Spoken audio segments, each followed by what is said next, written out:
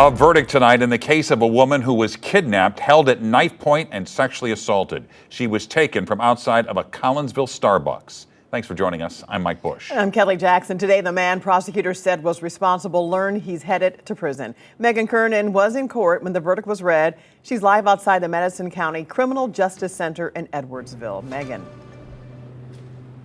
Just hours ago, the jury found Timothy Dubois guilty. Prosecutors and investigators who spent years on the case were visibly relieved as each guilty count was read. Throughout this three-day trial, jurors were shown a confession tape of Dubois telling a detective he picked Starbucks because, quote, that's where all the women go.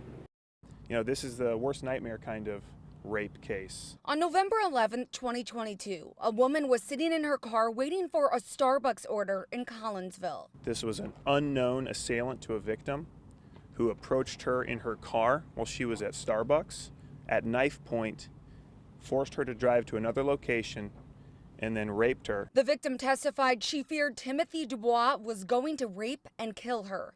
Investigators say Dubois shut off her phone, but her Apple Watch still had service.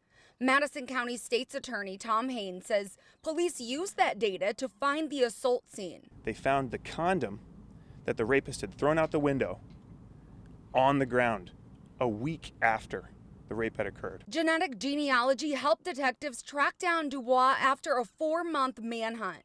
More than 3 years later, a jury found him guilty on all 10 counts, including aggravated sexual assault and kidnapping. He told the police department that he felt like because the world had abandoned him that he wanted to go hurt somebody.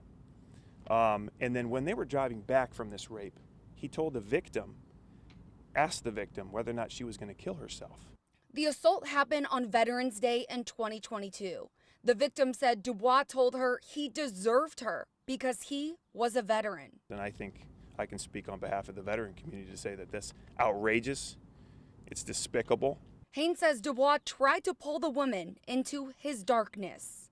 I don't want to call her a victim in this case. I think she's really a victor. And then it was a beautiful moment in the midst of horrible tragedy. She said to everybody in court that she just got married a month ago.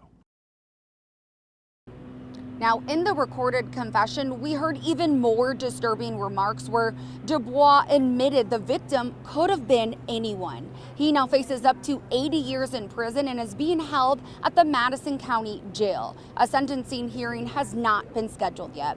Live in Edwardsville, Megan Kernan, 5 on your side.